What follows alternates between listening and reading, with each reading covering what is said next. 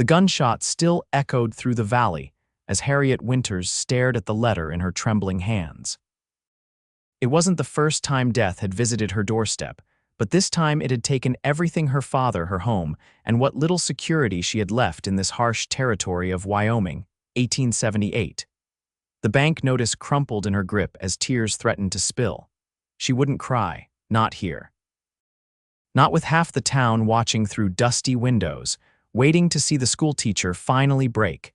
Harriet tucked the letter into her pocket and lifted her chin, aware of the whispers that followed her down Redemption Creek's Main Street. At 22, she was now completely alone, with nothing but debts and memories. Her father's gambling had finally caught up to them both. The bank would seize their small ranch by week's end. The saloon doors swung open as she passed, releasing a cloud of smoke and piano music into the afternoon heat. A few cowboys stumbled out, their spurs jingling against the wooden boardwalk. Harriet kept her eyes forward, ignoring their curious glances. In a town this size, everyone knew everyone's business, and by sundown, they'd all know that Jacob Winters' debts had finally consumed what remained of his family legacy. "Miss Winters," called Mr. Peterson, the bank manager, from across the street, "have you considered my offer? The position of housekeeper still stands. My wife could use the help, and it would provide you with room and board until—" "Thank you, Mr. Peterson," Harriet replied with practiced politeness. "I'll need some time to consider my options." The truth was, she had no options. Teaching at the small schoolhouse barely provided enough for food, let alone paying off her father's debts. But becoming Peterson's housekeeper meant becoming another piece of gossip, another fallen woman in the eyes of the town. As the sun dipped toward the mountains, Harriet made her way back to the small ranch that had been her home for the past 15 years. The weathered two-room cabin sat at the edge of a modest plot of land, too small for serious ranching, but enough for the garden and few animals her father had kept. Now even this would be gone. Inside, she lit a lamp and surveyed the sparse furnishings: a table with mismatched chairs, her mother's old rocking chair by the hearth, and the bookshelf filled with the volumes she'd collected over years of teaching. Everything would have to be sold or left behind. Harriet removed her bonnet and sank into the rocking chair, finally allowing the tears to come. In the silence of the cabin, she could hear her father's voice, full of promises he'd never kept. "Just one more game, Hattie girl. Our luck's about to change," but luck had never been on their side. A knock at the door startled her. Wiping her eyes, Harriet composed herself before opening it to find Sheriff Miller standing on her porch, hat in hand. "Evening, Miss Winters. I heard about the notice." His weathered face showed genuine concern. "I'm mighty sorry about your predicament." "Thank you, Sheriff. Is there something I can help you with?" Miller shifted uncomfortably. "Actually, I might be able to help you. There's a man arrived in town yesterday, Owen Blackwood. He's looking to buy land in the area, and he's staying at Mrs. Hollis's boarding house. Seems respectable enough. Mentioned he was looking for someone knowledgeable about the local terrain to guide him." Harriet frowned. "I'm a schoolteacher, Sheriff, not a guide. You know this land better than most, having grown up here. And frankly, Miss Winters, you need the money more than anyone else I could recommend." His eyes were kind but direct. "He's offering good pay for just a few days' work." The thought of traipsing around the countryside with a stranger didn't appeal to Harriet, but the sheriff was right. She needed money, and quickly. "I'll think about it," she said finally. "He'll be at the boarding house until tomorrow afternoon if you decide to take him up on it." Sheriff Miller replaced his hat. "Just thought you should know about the opportunity." After he left, Harriet stared into the darkness beyond her porch. The idea of guiding some city man around the wilderness seemed preposterous, yet what choice did she have? Pride wouldn't keep a roof over her head or food in her stomach. The next morning, Harriet dressed in her most practical skirt and blouse, braided her chestnut hair tightly, and walked the mile into town. Mrs. Hollis's boarding house stood at the respectable end of Main Street, its white paint and blue shutters a stark contrast to the weathered buildings surrounding it. The proprietress greeted Harriet with surprise. "Miss Winters, what brings you here this early?" "I understand you have a guest who's looking for a guide, Mr. Blackwood." Mrs. Hollis's eyebrows rose. "Indeed, though I didn't expect." She hesitated, then shrugged. "He's taking breakfast in the dining room. Shall I introduce you?" The dining room was empty save for one man sitting by the window, reading a newspaper. He looked up as they entered, and Harriet's first impression was of quiet strength. Tall even while seated, with broad shoulders beneath a well-made shirt, he had the sun-browned skin of someone who spent time outdoors, though his clothes spoke of money. Not a typical cowboy, then. "Mr. Blackwood, this is Miss Harriet Winters. She's inquiring about your need for a guide." Owen Blackwood stood, revealing his full height. His eyes, a startling blue against his tanned face, assessed her with frank curiosity. "Miss Winters," he said, his voice deeper than she'd expected, with a slight southern drawl, "please join me." Harriet sat across from him, aware of Mrs. Holly's hovering nearby, her curiosity barely disguised. "Sheriff Miller mentioned you were seeking someone familiar with the local terrain," Harriet began. "I've lived in Redemption Creek most of my life, and you're offering your services as a guide." His expression remained neutral, though she detected a hint of surprise. "I am. I know every trail, creek, and canyon within 20 miles of here." He studied her for a moment. "I mean no offense, Miss Winters, but the terrain I intend to cover is rough. I had expected to hire a man." Harriet felt heat rise in her cheeks. "Mr. Blackwood, I grew up hunting and riding these hills with my father. I can outride most men in this town and shoot straight enough to keep us both fed. If you're concerned about propriety, I assure you my reputation is of little consequence at present."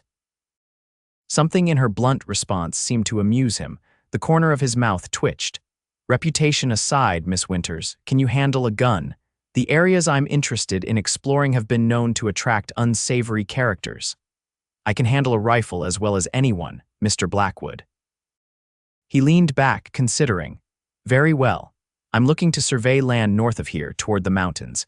I've heard there are several parcels that might be suitable for ranching. I'll need someone who knows the water sources, soil conditions, and any potential problems with the terrain." Harriet nodded. This was familiar ground.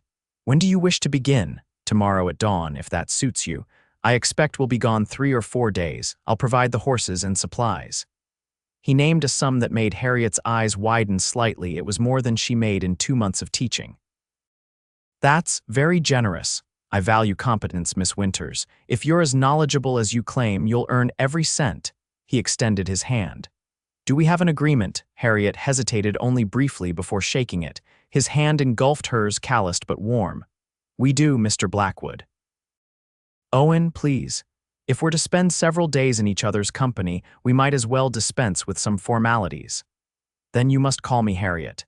As she left the boarding house, Harriet couldn't shake the feeling that she'd just made a decision that would change everything. Whether for better or worse remained to be seen. By dawn the next day, Harriet was waiting at the livery stable, dressed in her father's old riding clothes, which she'd hastily altered to fit her smaller frame. Her hair was braided and tucked beneath a wide-brimmed hat, and her father's rifle was strapped to her saddle. Owen arrived precisely on time, leading a handsome bay gelding. He wore practical trail clothes, denim pants, a chambray shirt, and a dusty brown hat that had seen better days. A revolver hung from his hip and a rifle was secured to his saddle. "You're prompt," he observed, giving her makeshift riding outfit a once-over. "And practical, it seems." "Skirts aren't made for days in the saddle," Harriet replied, suddenly self-conscious about her appearance. "No argument here." He handed her the reins to a sturdy-looking mare. "This is Daisy. She's steady and sure-footed, should serve you well." The mare nudged Harriet's shoulder gently, and she stroked the animal's velvet nose. "She's lovely. She has a good temperament, like her rider, I hope." There was that hint of a smile again, gone almost before she could be sure she'd seen it. They set out as the sun crested the eastern hills, casting long shadows across the valley. Harriet led the way, guiding them north along a well-worn trail that gradually ascended into the foothills. The morning air was crisp, carrying the scent of pine and sage. For the first hour, they rode in companionable silence. Harriet was grateful. It gave her time to collect her thoughts and grow accustomed to Owen's presence. Despite his size and obvious strength, there was something reassuring about him, a calm steadiness that put her at ease, As the trail narrowed, forcing them to ride single file, Owen spoke from behind her. "Sheriff Miller mentioned you're the schoolteacher." "Yes, for the past 3 years." Seems an unusual background for someone so comfortable in the wilderness. Harriet glanced back at him. "My mother was a teacher before she married my father. She taught me to love books. My father taught me to love the land. I've found room for both in my life."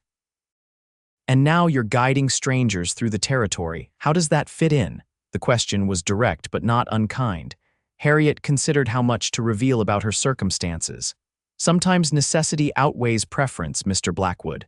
"Owen," he reminded her. "Owen." The name felt strangely intimate on her tongue. "And what about you? What brings a man like you to Redemption Creek looking for ranch land?" He was quiet for so long that she thought he might not answer. "A change," he finally said. "I spent the last 10 years running cattle in Texas. Time for something new. Why here? Wyoming's beautiful, but winters are harsh and the growing season is short. I like a challenge." There was something in his tone that suggested there was more to the story, but Harriet didn't press. By midday, they had reached a high meadow overlooking a winding creek.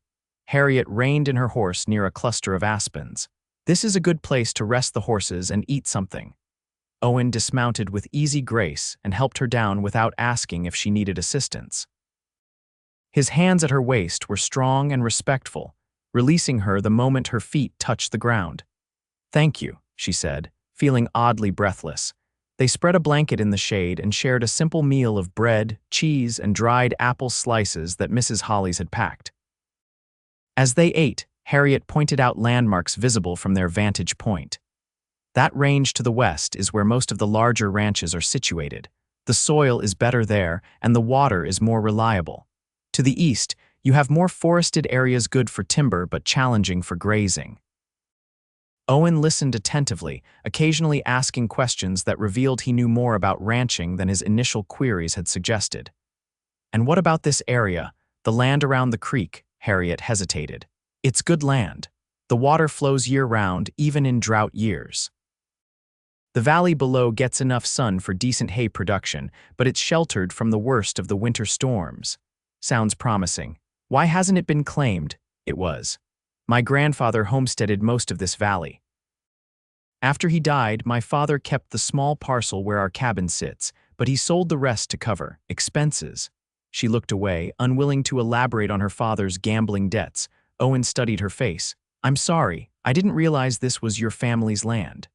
"Was," Harriet corrected. "It belongs to various owners now, though much of it sits unused. The largest portion was bought by a cattle company from Colorado that never developed it." "Is that the section you're showing me tomorrow?" Harriet nodded. "It's the most suitable for what you described. Nearly 2,000 acres with good water rights." As they packed up to continue their journey, Owen paused, watching as Harriet efficiently rolled the blanket. "You know a lot about land transactions for a schoolteacher." "My father talked about little else in his final years, all the land he'd lost, and how he planned to get it back someday." She secured the blanket behind her saddle. "Dreams and schemes, that was my father." "And what about you, Harriet? What are your dreams?" The question caught her off guard. No one had asked her that in a very long time. "Stability," she answered honestly. "A place that's truly mine, where I don't have to worry about it being taken away." Something in Owen's expression softened. "A worthy dream." They continued riding through the afternoon, with Harriet pointing out features of the landscape where the best hunting was found, which slopes got dangerous in heavy rain, where wild berries grew in abundance. Owen was an attentive listener and an easy companion, never pushing conversation but responding thoughtfully when she spoke. As dusk approached, they made camp in a protected hollow near a small spring. Owen proved surprisingly adept at setting up their camp, building a fire, and preparing a meal of beans, bacon, and coffee that tasted better than anything Harriet could have made. "You've done this before," she observed as he handed her a tin plate. "Many times. I spent years on cattle drives before I had my own spread." "In Texas, you said?" He nodded, his face illuminated by the dancing flames. "Near the Brazos River. Good country, but crowded these days." "Is that why you left? Too many neighbors?" Owen took his time answering, staring into the fire. Partly, there was also a situation that made staying untenable. A situation. Harriet couldn't help her curiosity. His eyes met hers across the flames. A man was killed. Some people thought I was responsible. Harriet's breath caught. Were you? No. His voice was level, his gaze unwavering. But I couldn't prove it, and a dead rancher's brother was the county judge. It seemed prudent to seek opportunities elsewhere. Harriet should have been frightened by this revelation, alone in the wilderness with a man who might be running from a murder charge. Instead, she found herself believing him completely. There was something in his steady gaze that spoke of honesty. "I'm sorry that happened to you," she said simply. Surprise flickered across his features. "You're not afraid I'm lying, that I might be a dangerous fugitive, are you?" "No, then we have nothing more to discuss on the matter." Harriet sipped her coffee. "Besides, a dangerous man wouldn't have been so highly recommended by Sheriff Miller, who I've known all my life." A genuine smile transformed Owen's face, softening the hard lines and revealing a dimple in his right cheek. "You're an unusual woman, Harriet Winters, so I've been told." She couldn't help returning his smile, usually not as a compliment. It was meant as one. They fell into comfortable silence as night fully descended, the only sounds the crackling fire and distant coyote calls. Harriet wrapped herself in a blanket against the growing chill, watching as Owen added more wood to the fire. "You should get some sleep," he said, settling back against his saddle. "I'll take first watch." "Is that necessary?" "Probably not, but it's habit." "I never sleep well the first night on the trail anyway." Harriet nodded and arranged her bedroll near the fire. As she lay down, she found herself studying Owen's profile against the starlit sky. There was something comforting about his presence, despite the lingering mystery surrounding him. "Good night, Owen," she said softly. "Good night, Harriet. Sleep well." As she drifted toward sleep, Harriet realized this was the first time in months she hadn't fallen asleep worrying about debts and uncertain futures. Instead, her mind was filled with images of sunlit meadows and a pair of steady blue eyes. The next morning dawned clear and warm. Harriet woke to find Owen already up, tending a small fire with coffee brewing. He looked as if he'd already been awake for hours, freshly shaved and alert. "Morning," he greeted her.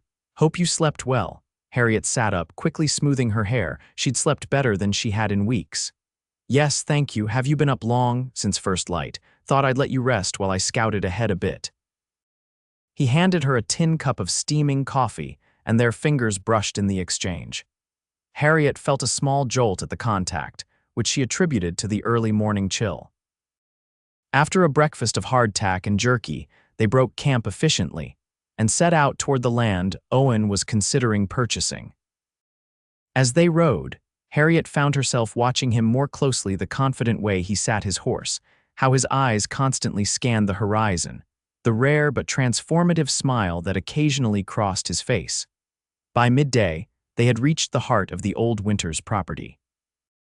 Harriet reined in her horse atop a low rise that offered a panoramic view of the valley below. Emotions washed over her as she gazed at land that should have been her inheritance. "This is it," she said quietly. "The main parcel. It runs from that line of cottonwoods along the creek all the way to the rocky outcropping to the north." Owen dismounted and stood beside her, surveying the landscape with an expert eye. "Good water, natural boundaries, enough flat land for hay production. It has potential." "It was once the most productive ranch in the county.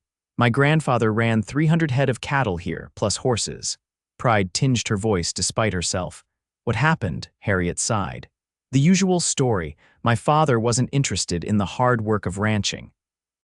After my mother died, he started gambling, sold off pieces of land whenever his debts got too high. Eventually, there was almost nothing left." "I'm sorry," Owen said, and he seemed to mean it. "Losing your birthright is a hard thing." They spent the afternoon exploring the property, with Harriet pointing out the natural features and sharing what she remembered of the ranch's operations from her childhood. Owen asked intelligent questions about water rights, winter grazing options, and potential markets for cattle. As the sun began to sink toward the western hills, they made their way to the remains of the original ranch house, now just a chimney and stone foundation surrounded by overgrown grass. This is where my grandparents lived, Harriet said, dismounting near the ruins. I used to play here as a child before the fire. Fire? Owen asked, helping her down. Lightning strike about 12 years ago. My grandparents had already passed by then and no one was living here. My father always talked about rebuilding, but, she shrugged, dreams and schemes. They walked among the ruins, Harriet pointing out where rooms had once been. The kitchen was here, with the big hearth. My grandmother taught me to bake bread in that oven, and over there was the parlor with windows that caught the morning sun. Owen watched her face as she spoke, seeing the mixture of fondness and loss in her expression. You loved this place. I did, very much. Harriet ran her hand along the weathered stones of the chimney. It's foolish to be sentimental about a piece of land, I suppose. Not foolish at all. Land gets in your blood. Owen's voice was gentle. It becomes part of who you are. Their eyes met, and Harriet felt a connection between them that transcended their brief acquaintance. Here was someone who understood what the land meant to her, who didn't dismiss her attachment as feminine sentimentality. They made camp near the old homestead, with Owen insisting on doing most of the work despite Harriet's protests. As darkness fell, they sat by the fire, sharing the last of Mrs. Holly's apple pie. What will you do? Owen asked suddenly. After our arrangement is concluded, Harriet stared into the flames. Continue teaching, I suppose. The school board has agreed to let me stay in the small room behind the schoolhouse until I can find more permanent arrangements. You're losing your home as well as your family land, she nodded, not trusting her voice. Because of your father's debts. Yes, the bank is foreclosing at the end of the week. Owen was quiet for a long moment. Is there no way to satisfy the debt? Not unless I suddenly discover a gold mine. Harriet attempted a laugh that sounded hollow even to her own ears. It's a substantial sum. How substantial? Harriet named a figure that represented years of her teaching salary. Owen didn't seem shocked by the amount, and if the debt were paid. Would you want to keep the homestead? Of course, but it's impossible. I've accepted that. Harriet brushed crumbs from her lap. Besides, it's just a small cabin on a few acres, not enough to sustain itself as a ranch, unless it were part of a larger operation. Something in his tone made Harriet look up sharply. What are you suggesting? Owen met her gaze steadily. I'm not sure yet, just thinking aloud. That night, Harriet lay awake long after Owen had taken his turn to sleep, staring at the stars and wondering what he had meant. Was he considering buying her father's land along with the larger parcel? The thought brought both hope and unease. To have a stranger own the last piece of her family legacy seemed wrong, yet if it meant she could stay. The third day of their journey took them to the boundaries of the property, where Owen methodically assessed fence lines, examined soil, and noted potential building sites. His thorough approach impressed Harriet, revealing a man who left nothing to chance. You're very systematic, she observed as they watered the horses at a small stream. A habit from my military days. I served in the cavalry during the war. Which side? Harriet asked before she could stop herself. A shadow crossed Owen's face. Confederate at first.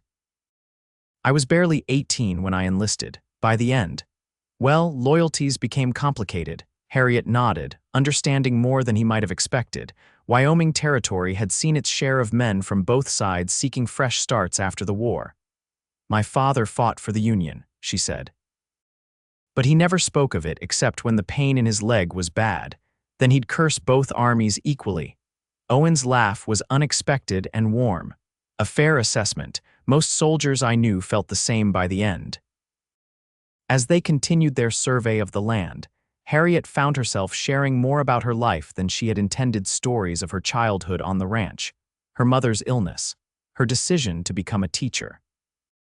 Owen listened with genuine interest, occasionally sharing his own experiences of growing up on a hardscrabble farm in Tennessee before heading west as a young man.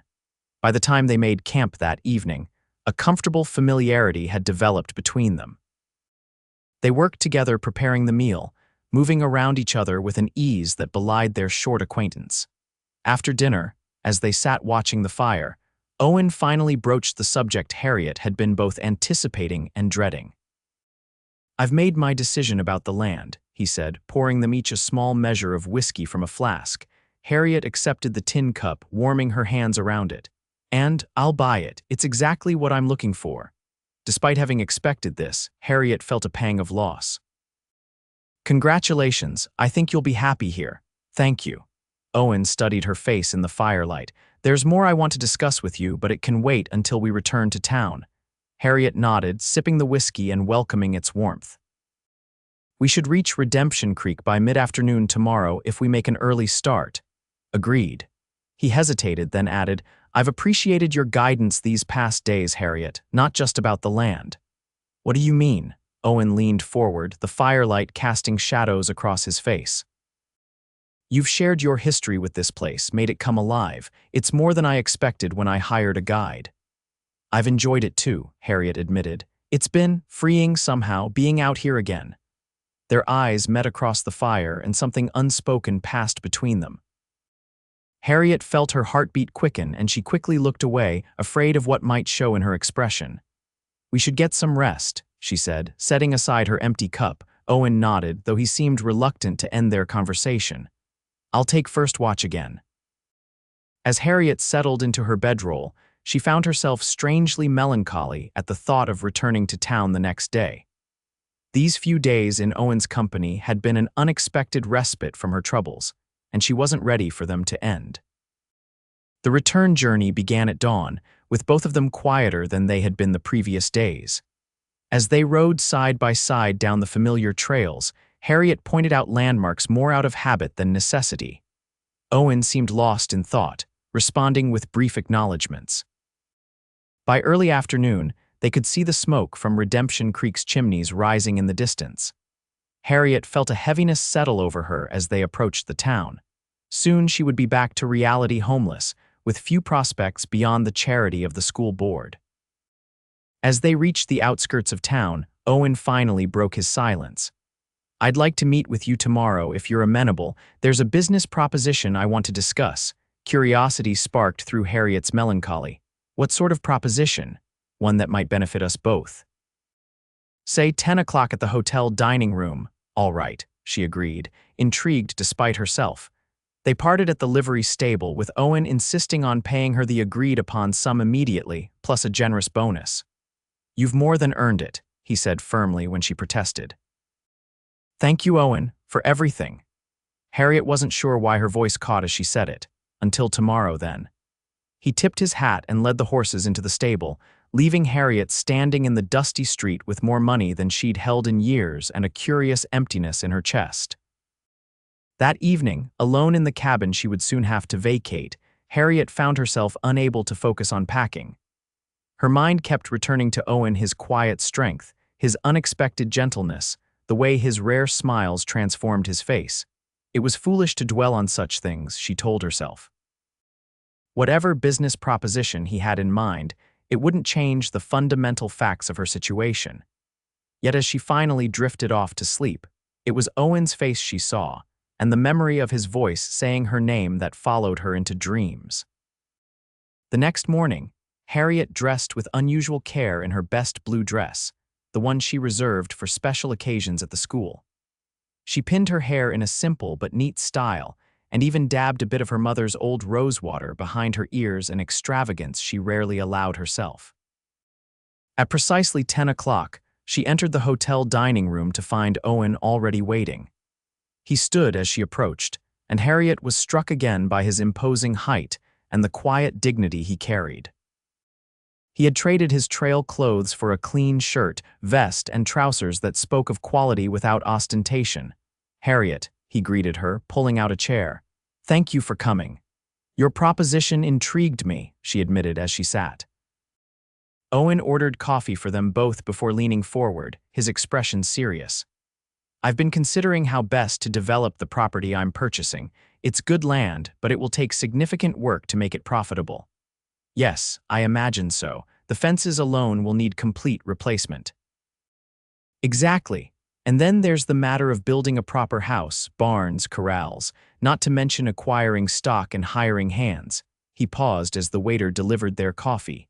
"It's a substantial undertaking for one person." Harriet stirred sugar into her cup. "Are you considering taking on a partner, in a manner of speaking?"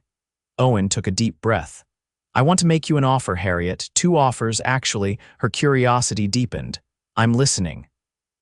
First, I'd like to purchase your father's homestead at a fair price that would more than cover his debts to the bank.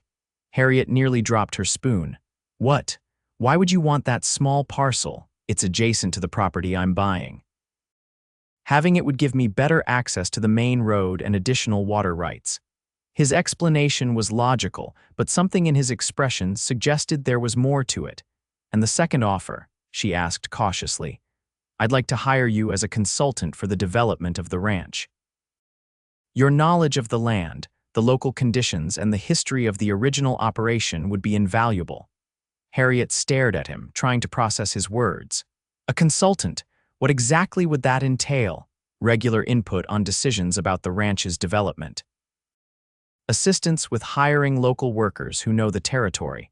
Guidance on adapting to Wyoming's specific challenges. Owen leaned back slightly. I would pay you a monthly stipend that I believe you'll find generous, and you could continue your teaching position if you wish.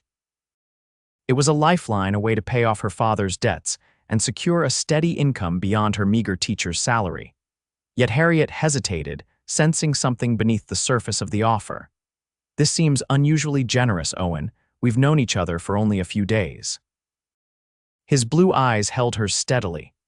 In my experience, you can learn more about a person in 3 days on the trail than in 3 months of Sunday dinners. I value competence and honesty, and you've demonstrated both in abundance. Even so, the price you're offering for the homestead is fair for land with good water rights and road access, he interrupted firmly.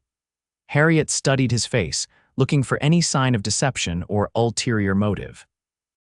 She found none, only that same steady gaze that had comforted her around the campfire. May I ask a personal question, of course? Why are you really doing this? Owen was silent for a long moment, turning his coffee cup between his hands. Because I know what it's like to lose your home, he finally said, his voice low. To watch something that's been in your family for generations slip away because of circumstances beyond your control. Is that what happened to you in Texas?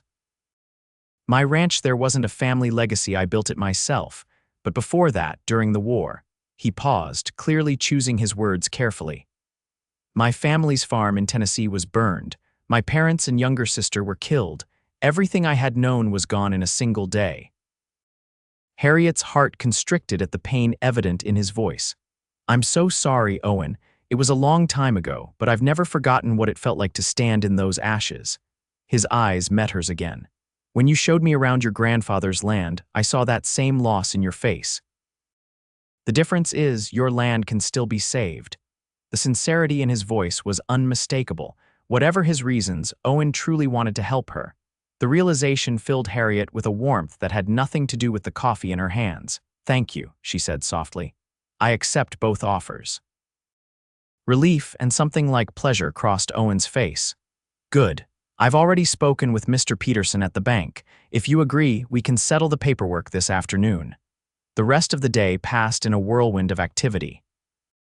By sunset, Harriet's father's debts were paid in full, and she had signed an agreement selling the homestead to Owen while retaining the right to live in the cabin until the new ranch house was completed. As they left the bank together, Owen paused on the boardwalk. Would you join me for dinner? To celebrate our arrangement. Harriet glanced around at the curious faces watching them from across the street. Already, their meeting at the hotel and visit to the bank had sparked speculation. Dining together would only fuel the gossip.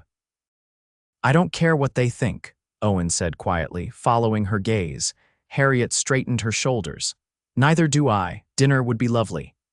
They ate at the hotel restaurant, the only establishment in Redemption Creek that could claim any pretension to fine dining.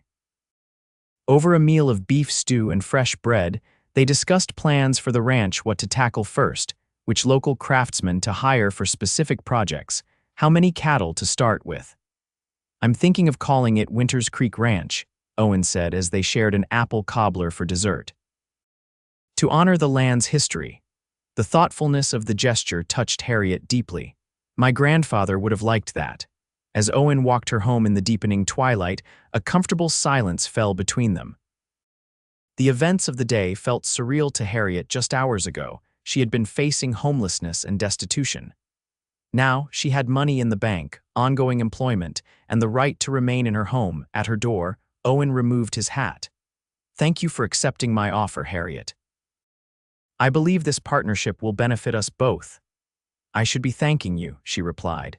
"You've given me a chance to stay connected to my family's legacy. That means more than I can express." In the soft glow of the porch lantern, Owen's face seemed younger, the hard lines softened. For a moment, Harriet thought he might say something more, perhaps even take her hand. Instead, he simply nodded. "Good night, Harriet. I'll call on you tomorrow to discuss the first stages of our project." "Good night, Owen, and thank you again." As she watched him walk away, Harriet was surprised by the strength of her wish that he had stayed longer. It was a dangerous feeling. She knew Owen Blackwood was now her employer and business partner. Any other thoughts about him could only lead to complications. Yet as she prepared for bed that night, Harriet couldn't help remembering the warmth in his eyes when he'd suggested naming the ranch after her family. Perhaps, she thought as she drifted toward sleep, there were some complications worth risking. The following weeks saw a flurry of activity as Owen began the process of transforming the neglected valley into a working ranch. Crews were hired to repair fences, clear overgrown fields, and begin construction on a barn. Owen purchased a small herd of cattle and several horses, establishing the beginnings of what he hoped would become one of the territory's premier ranching operations. Through it all, Harriet divided her time between teaching at the schoolhouse and advising Owen on various aspects of the ranch's development. Their partnership proved effective, with her local knowledge complementing his ranching experience and business acumen. As summer progressed, Harriet found herself spending more time at the ranch than at school, especially once the term ended. She often rode out to check on progress, consulting with Owen about everything from water management to which local families might provide reliable ranch hands. One warm afternoon in late July, Harriet arrived at the construction site of the new barn to find Owen shirtless, helping the workers raise a massive support beam. She reined in her horse, momentarily transfixed by the sight of his son's bronzed torso gleaming with sweat as muscles flexed with the effort. When the beam was secured, Owen turned and saw her, a smile breaking across his face that made her heart skip. "Harriet, I didn't expect you today." He grabbed his shirt from a nearby post and pulled it on as he walked toward her. She dismounted, hoping the heat in her cheeks would be attributed to the summer sun. "School's finished for the season. I thought I might be more useful here. You're always welcome." He took the reins of her horse. "Come see what we've accomplished since yesterday." As they walked the property together, Harriet was impressed by how quickly the ranch was taking shape. The foundation for the main house had been laid, and the barn was nearly half completed. A crew was digging a new well closer to where the house would stand, and the first hay fields had been cleared and planted. "It's remarkable," she said as they paused near the creek. "In just a few weeks, you've accomplished what would take most men months." "Money and determination can work wonders," Owen replied with a slight smile. "And good advice from someone who knows the land." Their eyes met, and Harriet felt that now familiar flutter in her chest. Over the weeks, their professional relationship had developed a warmth that sometimes hinted at something more. Occasionally, she would catch Owen watching her with an expression that made her wonder if he felt it too. "I've been meaning to ask you something," Owen said, breaking the moment. "The plans for the main house, I'd value your opinion on them." "Of course." He led her to a makeshift table set up under a canvas awning where blueprints were weighted down with stones. "The architect sent these from Cheyenne last week. It's based on the design we discussed, but with some modifications." Harriet studied the plans, noting the spacious layout with a large central fireplace, multiple bedrooms, and a wraparound porch. "It's beautiful, Owen, much grander than the original homestead." "Too grand." There was genuine concern in his voice. "No, just different. The house suits the vision you have for the ranch." She traced the outline of the porch with her finger. "I particularly like this feature. My grandmother always wished for a proper porch where she could watch the sunset." "Then we'll make sure it faces west," Owen said, making a note on the margin of the blueprint. "What about the kitchen? Is it large enough? I'm not familiar with what a household would require. Harriet examined the kitchen plans more closely, aware of the implication in his question. Owen was building a house that would need a woman's touch, yet he lived alone. It's a good size for a family, she said carefully, though rather large for a bachelor. I don't intend to remain a bachelor indefinitely. His voice was casual, but when Harriet glanced up, his eyes were intent on her face. Her pulse quickened. I see. Before either could say more, they were interrupted by the foreman calling Owen to inspect some aspect of the barn construction. The moment passed, but Harriet found herself replaying his words throughout the afternoon. As sunset approached, Owen insisted on escorting her home. They rode side by side along the trail connecting the ranch to town, the lengthening shadows stretching across the golden landscape. Will you join me for supper at the hotel? Owen asked as they neared Redemption Creek. We still have several matters to discuss about the cattle purchase. Harriet hesitated. They had dined together frequently over the past weeks, always under the pretext of ranch business. Yet each time felt less like a professional meeting and more like something she was afraid to name. I should decline, she said honestly. People are beginning to talk about the amount of time we spend together. Owen's expression darkened slightly. Does that concern you? Not for my sake. My reputation was already compromised by my father's behavior, but you're establishing yourself here. I wouldn't want gossip to affect how people view you or the ranch. Let me worry about that, Owen said firmly. Unless you're using the gossip as an excuse because you'd rather not dine with me.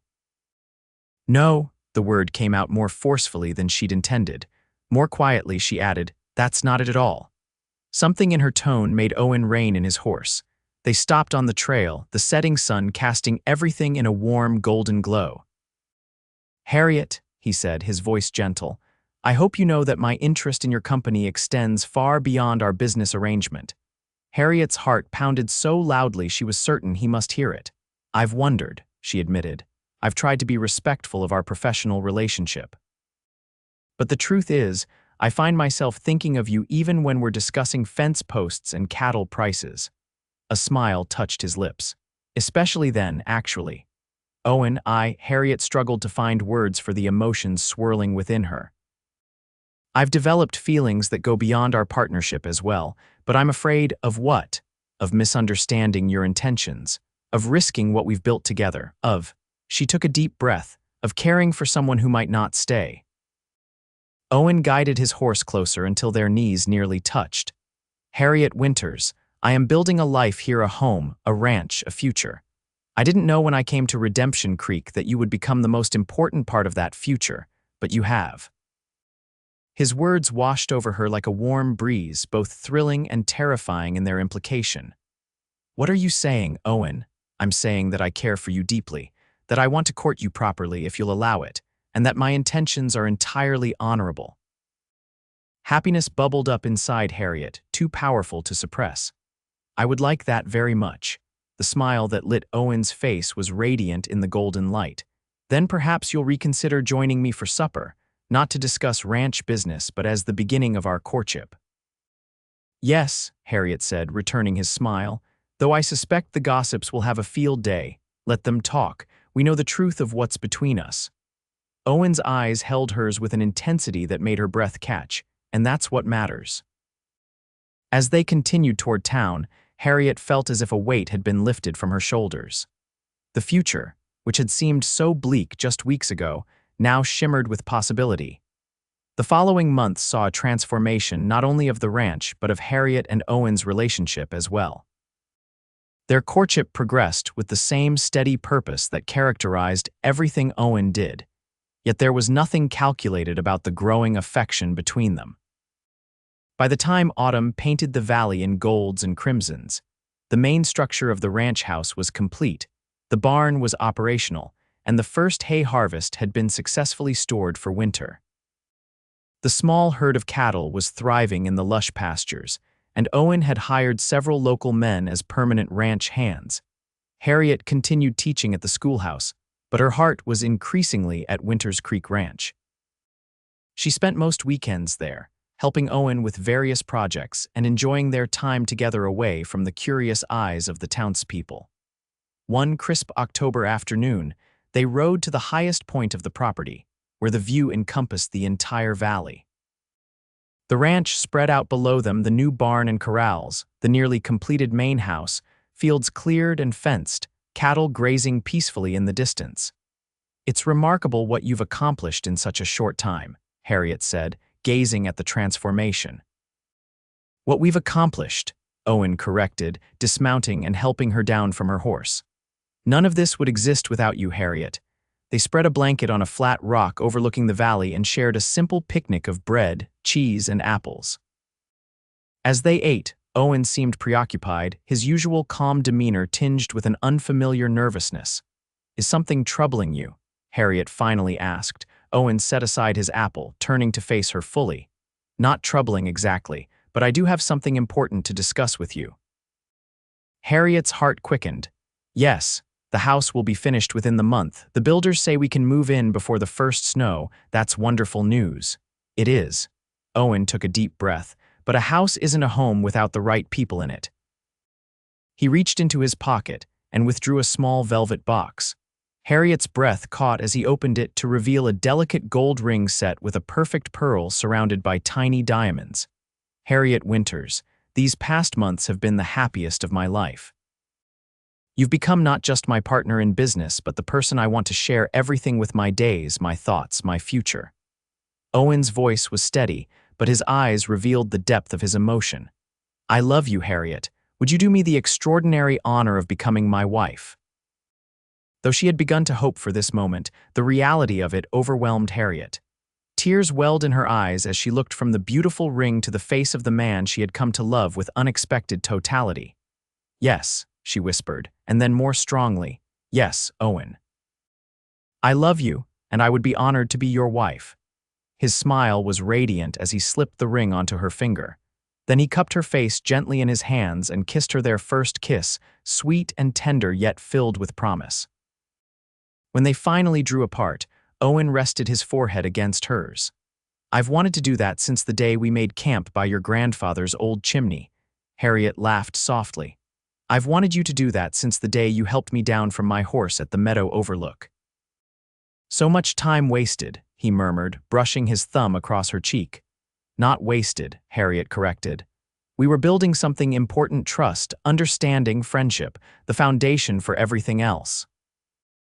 Owen kissed her again, and Harriet marveled at how perfectly they fit together, how right it felt to be in his arms. When they finally packed up their picnic and mounted their horses to return to the ranch, the setting sun bathed the valley in golden light that seemed to Harriet a perfect reflection of the joy in her heart. The news of their engagement spread quickly through Redemption Creek. Most of the townspeople offered sincere congratulations, having witnessed the obvious affection between Harriet and Owen over the previous months. A few raised eyebrows at the speed of the courtship, but even the most dedicated gossips couldn't deny that the couple seemed genuinely devoted to each other. Sheriff Miller was among the first to congratulate them, clapping Owen on the shoulder with genuine pleasure. "I had a feeling when I recommended Miss Winters as your guide that you two might hit it off," he admitted with a twinkle in his eye. "Though I didn't expect wedding bells quite so soon, Mrs. Hollies insisted on hosting an engagement dinner at her boarding house, inviting the school board members, the pastor and his wife, and the few merchants in town with whom Owen had established good relations. It was a warm, convivial evening that left Harriet feeling truly accepted as one half of a couple for the first time in her life. As winter approached, preparations for both the wedding and the move into the new house occupied most of Harriet's time outside the schoolroom. Owen had suggested a Christmas wedding, giving them just over 2 months to plan. "Nothing elaborate," he'd said. "Just the people who matter to us in the church in town, and then we can spend our first Christmas in our new home, our home." The words filled Harriet with a warmth that defied the increasingly cold weather. The house was indeed finished by mid-November, just as the first light snow dusted the valley. Owen had insisted that Harriet shouldn't see the completed interior until everything was perfect, which only heightened her anticipation. Finally, on a clear, cold Saturday, Owen arrived at her cabin with his wagon. "It's ready," he announced, his expression a mixture of excitement and nervousness. "If you're free this afternoon, I'd like to show you our home." Harriet didn't need to be asked twice. She quickly donned her warmest coat and gloves and they set off toward the ranch. As they approached, Harriet could see smoke rising from the chimney of the impressive two-story structure that now dominated the valley. "Who's there?" she asked, surprised.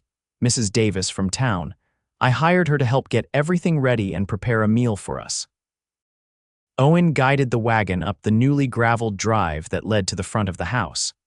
"I wanted everything to be perfect for your first visit." The house was even more beautiful up close than it had appeared from a distance. Built of local stone and timber, it featured the wraparound porch Harriet had admired in the plans, with sturdy columns supporting the overhang. Large windows gleamed in the winter sunlight, and the massive front door was made of polished oak with iron fixtures. Owen helped Harriet down from the wagon and led her up the steps to the porch. At the door, he paused. "Close your eyes." Harriet raised an eyebrow but complied. She heard the door open, felt Owen's hand warm on the small of her back guiding her forward, and then the change in temperature as they stepped inside. "Now you can look," he said softly. Harriet opened her eyes and gasped. They stood in a spacious entry hall with a sweeping staircase leading to the upper floor. To the right, she could see into a formal parlor with elegant but comfortable furnishings. To the left, a door led to what appeared to be a study lined with empty bookshelves. "Owen, it's magnificent," she breathed. "Come see the rest." He took her hand, leading her through the house with barely contained excitement. The tour revealed a dining room with a table large enough for a dozen guests, a kitchen that would have made her grandmother envious, and a cozy sitting room dominated by the massive stone fireplace Harriet had admired in the plans. Upstairs were 4 bedrooms, including a spacious master bedroom with its own smaller fireplace and windows that overlooked the valley. Throughout the house, Owen had incorporated small touches that showed how well he had come to know Harriet over the months of their courtship: a window seat perfect for reading in the morning light, a desk positioned to capture the view of the mountains, shelves built to the exact height she could comfortably reach. "The furniture is just the beginning," Owen explained as they returned to the sitting room where Mrs. Davis had laid out a sumptuous meal. "I wanted to have the essentials in place, but I hope you'll choose whatever else you think we need to make it truly our home." As they sat before the fire after their meal, Harriet tucked against Owen's side with his arm around her shoulders. She felt a sense of completion she had never expected to experience. From the brink of losing everything, she had found not just security but a profound happiness she hadn't dared to imagine. "What are you thinking?" Owen asked, pressing a kiss to her temple. "That I'm extraordinarily fortunate." She turned to look up at him. "Not just because of all this," she gestured to encompass the house, "but because I found you." "I'm the fortunate one," Owen insisted. "When I came to Redemption Creek, I was looking for land, not love. Finding both and in such measure seems like more blessing than any man deserves." Harriet reached up to trace the line of his jaw, still amazed that she could touch him so freely. "Perhaps we both deserve a measure of happiness after everything." Owen captured her hand and pressed a kiss to her palm. "More than a measure, a lifetime's worth at least." The weeks leading up to the wedding passed in a blur of preparations. Harriet finished the school term and officially resigned her position, though she promised to help train her replacement after the holiday. She spent her days dividing her time between completing the final touches on the house and preparing for the ceremony. Mrs.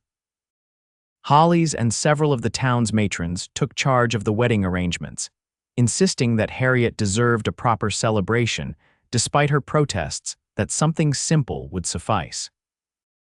The general store ordered special fabric for her wedding dress, and the ladies organized sewing circles to help complete it in time. Owen, meanwhile, threw himself into ensuring the ranch would run smoothly during their 2-week wedding trip to Denver. He hired additional hands and appointed a foreman to oversee operations in his absence. 2 days before Christmas, Harriet stood in Mrs. Hollies' best guest room, trembling slightly as the boarding house proprietress fastened the last buttons on her wedding gown. Made of ivory silk with delicate lace at the collar and cuffs, it was the most beautiful garment Harriet had ever owned. "You look absolutely radiant, my dear," Mrs. Hollis said, stepping back to admire her handiwork. "Mr. Blackwood won't know what hit him when he sees you coming down that aisle." Harriet turned to the mirror, hardly recognizing the woman who stared back at her. With her hair arranged in an elegant style adorned with tiny white flowers, and her mother's pearl earrings complementing the pearl in her engagement ring, she looked like a different person from the practical schoolteacher who had guided Owen through the wilderness just 6 months earlier. "I can scarcely believe this is happening," she admitted. Mrs. Hollis squeezed her hand. "Believe it, child. You found a good man who adores you and you're building a life together. It's everything your parents would have wished for you." The wedding ceremony at Redemption Creek's small church was simple but beautiful. Evergreen boughs and red ribbons decorated the pews, and candles glowed in every window despite the bright winter sunlight streaming through the stained glass. When Harriet entered on Sheriff Miller's arm, the closest thing to a father figure she had left, the small crowd of guests rose to their feet.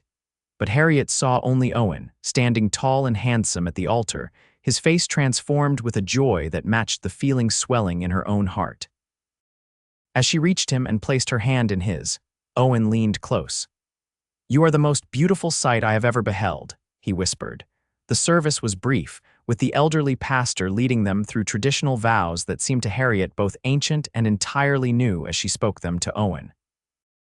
When they were pronounced husband and wife, and Owen's lips met hers in a kiss that promised a lifetime of devotion, Harriet felt as though her heart might burst with happiness.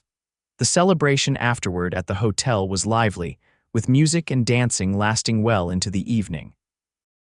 As the newly wedded couple prepared to depart for their first night in their new home before beginning their journey to Denver the next day, Mrs. Hollis pulled Harriet aside for one last embrace.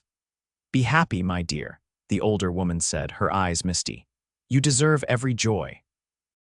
"Thank you for everything," Harriet replied, her own voice thick with emotion. "You've been like family to me." "And I always will be," Mrs. Hollis assured her, "though you have your own family now." As Owen helped Harriet into their waiting carriage, a cheer went up from the assembled townspeople. Rice and flower petals showered down as the horses set off at a brisk trot, carrying them away from town and toward Winters Creek Ranch toward home. The house was aglow with lamplight as they approached, with a welcoming fire burning in the main hearth courtesy of Mrs. Davis, who had prepared the house for their arrival, and then discreetly departed. As the carriage came to a stop before the front steps, Owen turned to Harriet with a smile. "Ready, Mrs. Blackwood," the name sent a thrill through Harriet. "More than ready, Mr. Blackwood." Before she could move, Owen had swept her into his arms, carrying her up the steps and across the threshold with ease. Harriet laughed in delight, wrapping her arms around his neck. "Welcome home, my love," Owen said as he set her gently on her feet in the entry hall. Harriet gazed up at him, overwhelmed by the love she saw reflected in his eyes. "Our home," she whispered.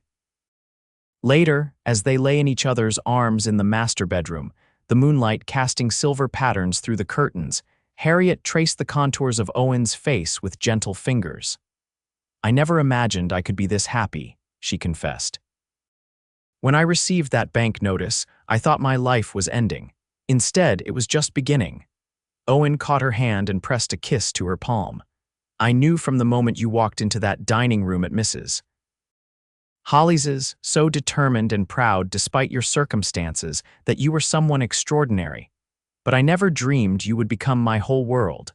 "Tell me again about the day we met," Harriet said, nestling closer to his warmth.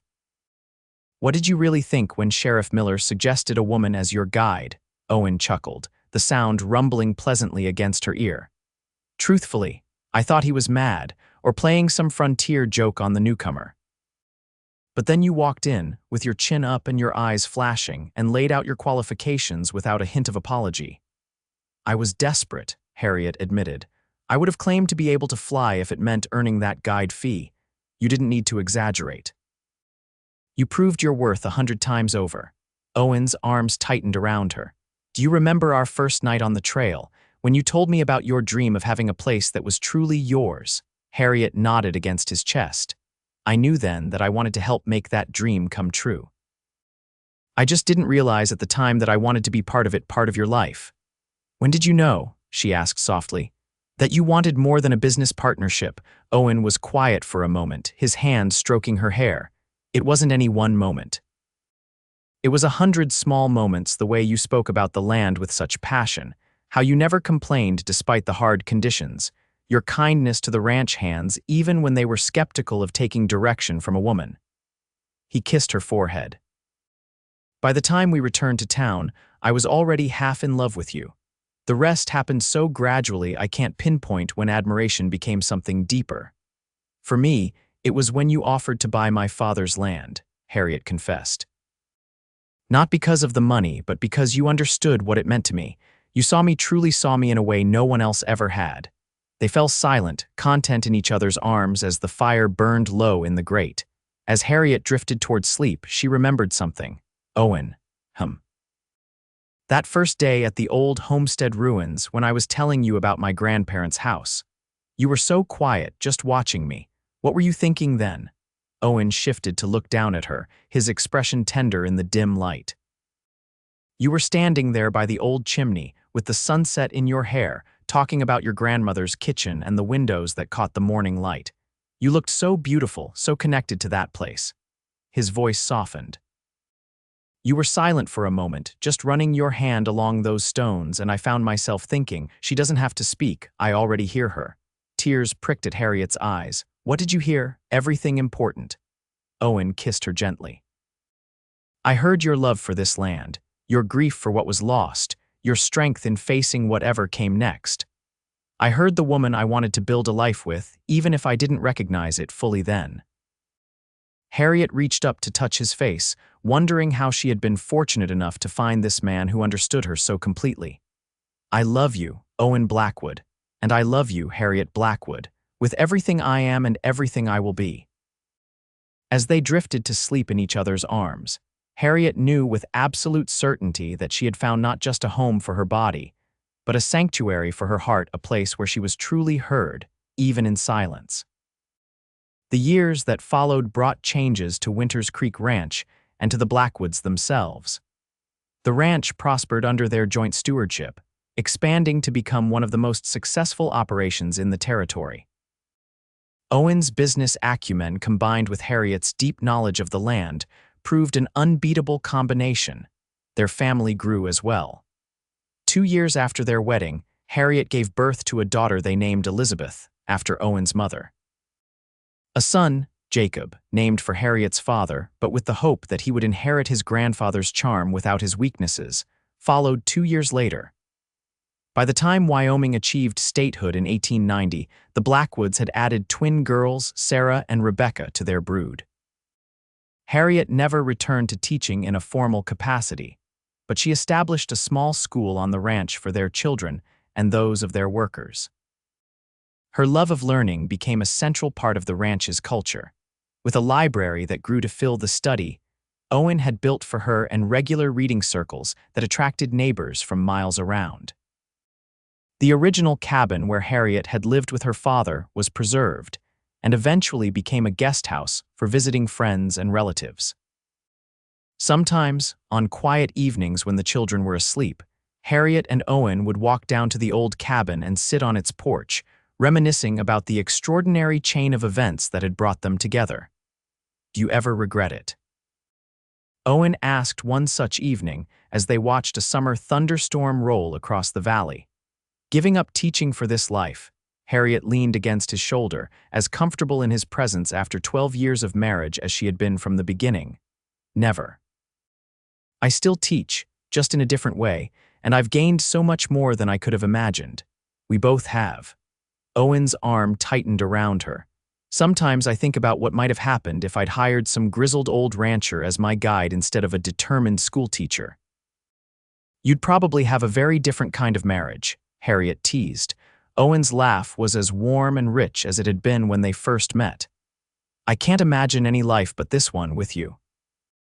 As lightning illuminated the valley that had become the center of their world, Harriet reflected on the strange workings of fate.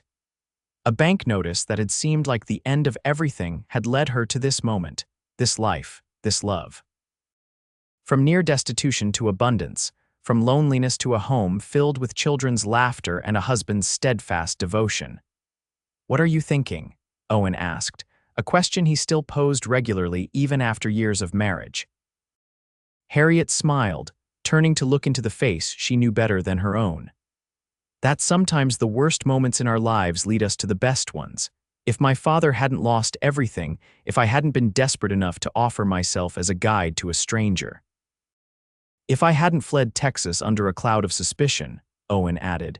"If Sheriff Miller hadn't taken a chance on recommending a schoolteacher instead of a cowhand. We might never have found each other."